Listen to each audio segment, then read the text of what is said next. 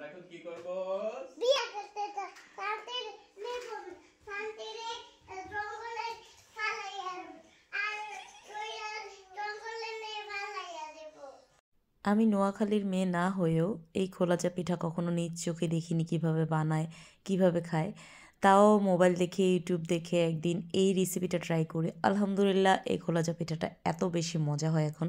Hello everyone, আসসালামু আলাইকুম। এই শীতে যারা গোস্ত তরকারি বা ভর্তা দিয়ে খোলাচা পিঠা খাননি, মানে তাদের শীতটাই হচ্ছে একদম ভেস্তে গেল।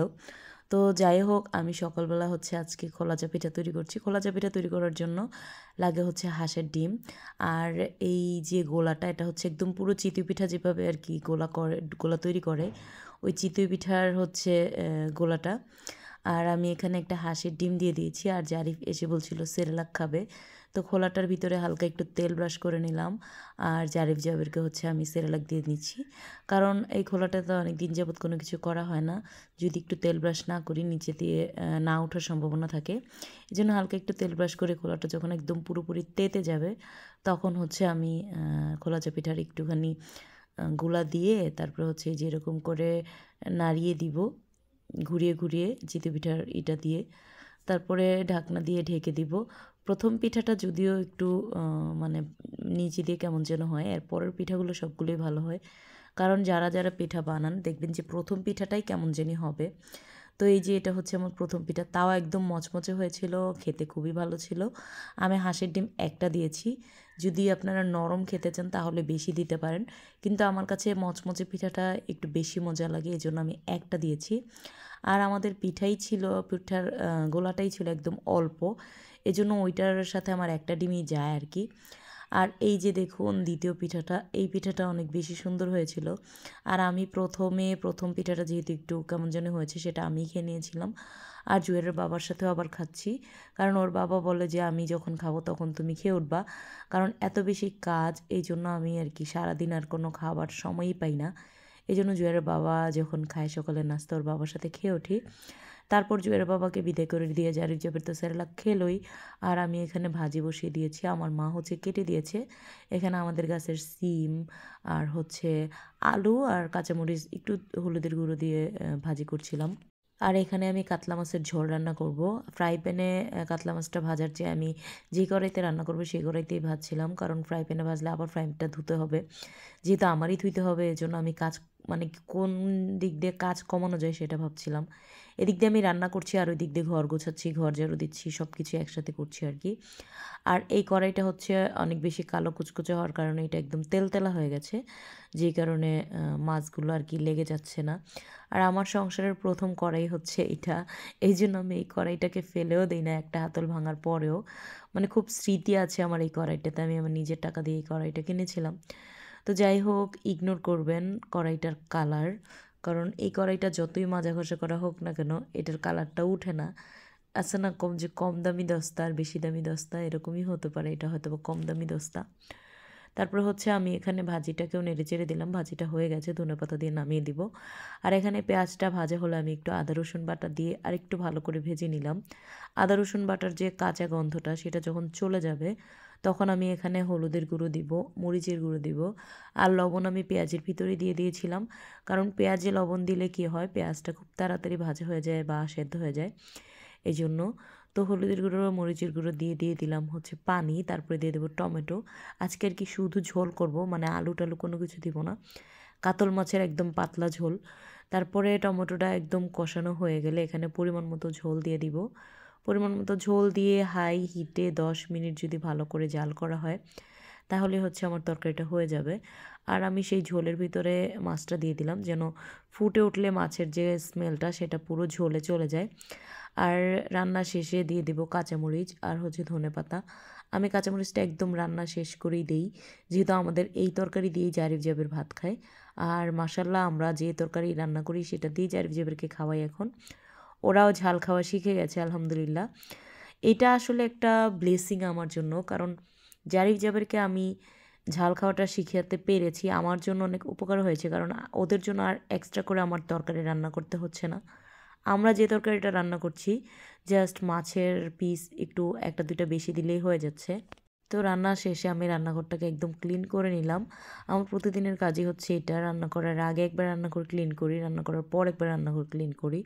তারপরে চলে আসলাম পার্সেল রেডি করতে। আজকে পার্সেল রেডি করার পর তারপর জুয়েরাকে খাওয়াতে যাব, কারণ আমি জুয়েরাকে খাইয়ে আস্তে আস্তে দেখি যে ডেলিভারি ম্যান চলে আসছে, আমার আর সময় থাকে না। তো আজকে আবার অর্ডার ছিল 12.5 কেজি সেরেলাকের। সব হচ্ছে ওল্ড কাস্টমার, একজনের 1.5 কেজি, স্মৃতি আপুর 1.5 কেজি, আবার আরও 2 জনের হচ্ছে 2 কেজি করে, আরও একটা আপুর হচ্ছে 5 কেজি।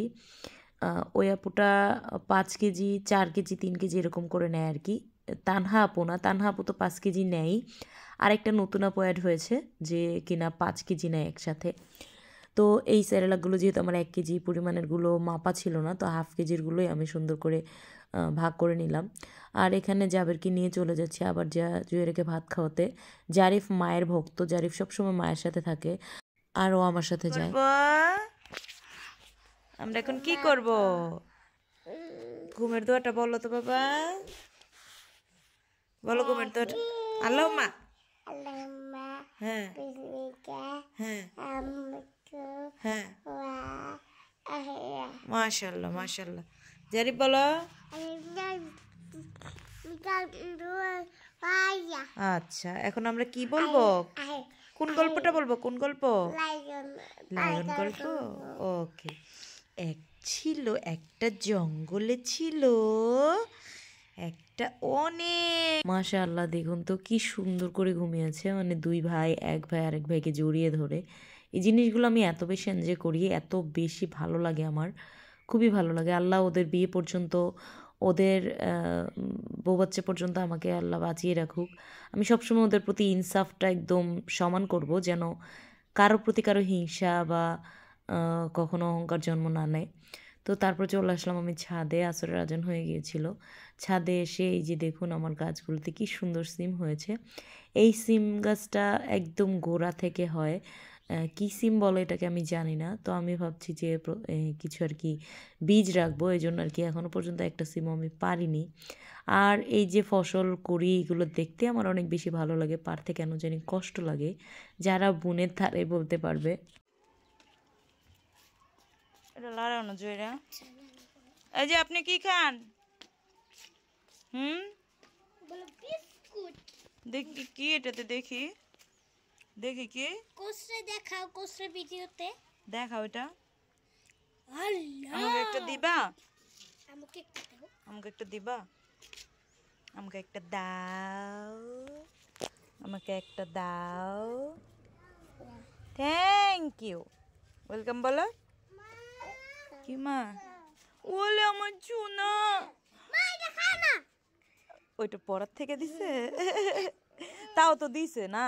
এই যে তুমি খাও, তুমি খাও, শোনা বাচ্চা। আমি তোমার কি যাবে, আমি তোমার কি যাবে, তুমি আমার বিস্কুট কে ফেলাইলো? ফালাই নাই, জোরে ফালাই নাই। যাবে তুমি কি আমাকে কি করো? বিস্কুট ফেলাইছে। তুমি আমাকে কি করো? ভালোবাসো? তোমার চোখে ময়লা দেখি মুছে দিই। ওর চোখটা, এই চোখটা লাল লাল লাগতেছে কেন?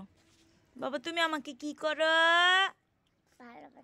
জারিফ, আমি তোমার কি? ভালোবাসি। আমি তোমার কি? ভালোবাসি। না না, আমি তোমার কি? ভালোবাসি। ওই বেটা, আমি তোমার কি? আমি তোমার কি? আমি কি তোমার? চুনা পাখি। চুনা পাখি, আমার চুনা বাচ্চাটা। জারিফ জাবেরের রাতের খাবার হচ্ছে দুধ ভাত। ওদেরকে আমি প্রতিদিন রাতে এরকম দুধ ভাত দিই, ওরা দুধ ভাতটা খেতে অনেক বেশি পছন্দ করে। তো যেহেতু রাতের বেলায় আমি দুধটা নেই, রোজ করি, তো সেই কারণে আমি রাতের বেলায় দুধটা একদম টাটকা টাটকা জাল করে সেই দুধটা দিয়ে ওদেরকে ভাত খাওয়াই। আর সকালবেলা যে দুধ থাকে সেই দুধ দিয়ে ওদের জন্য সেরেলাক রান্না করে খাওয়াই। তো এটা হচ্ছে ওদের রাতের ডিনার। দুপুরবেলা জুয়েরের সাথে ভাত খেয়েছে জাবের, আর আমি এসে দেখি জারিফকে আমার মা ভাত খাইয়ে দিয়েছে। তো এই ছিল আমার আজকের ব্লগ। ভালো থাকবেন সবাই, আর আমার ভিডিওটা ভালো লাগলে অবশ্যই শেয়ার করবেন, লাইক কমেন্ট করে পাশে থাকবেন, ওদের বকবক শুনুন। কে পরিয়ে দিছে এটা? কে পরিয়ে দিছে? জয়রে পরিয়ে দিছে। জয়রে কি হয় তোমার? আপু। তাহলে জয়রে বলো কেন? দইরা দইরা জয়রে আপু বলো। আমরা এখন কি করব? বিয়ে করতে তো শান্তির নেব শান্তিরে জঙ্গলে ফালাইয়া আর জঙ্গলে নিয়ে ফালাইয়া দেব। আমাদেরকে জঙ্গলে নিয়ে পালা দিয়ে তোমরা বাপারা পোলারা বিয়ে করতে চাইবা নাকি?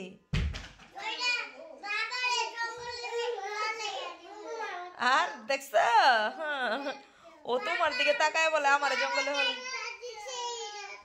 হ্যাঁ বাবাকে আমরা জঙ্গলে নিয়ে পালা দিয়ে আসবো না। ওকে ও হইছে জোরে বা সুবিধাবাদী পার্টি, বুঝছো যে এইটার ক্ষমতায় কি করব? শান্তিকে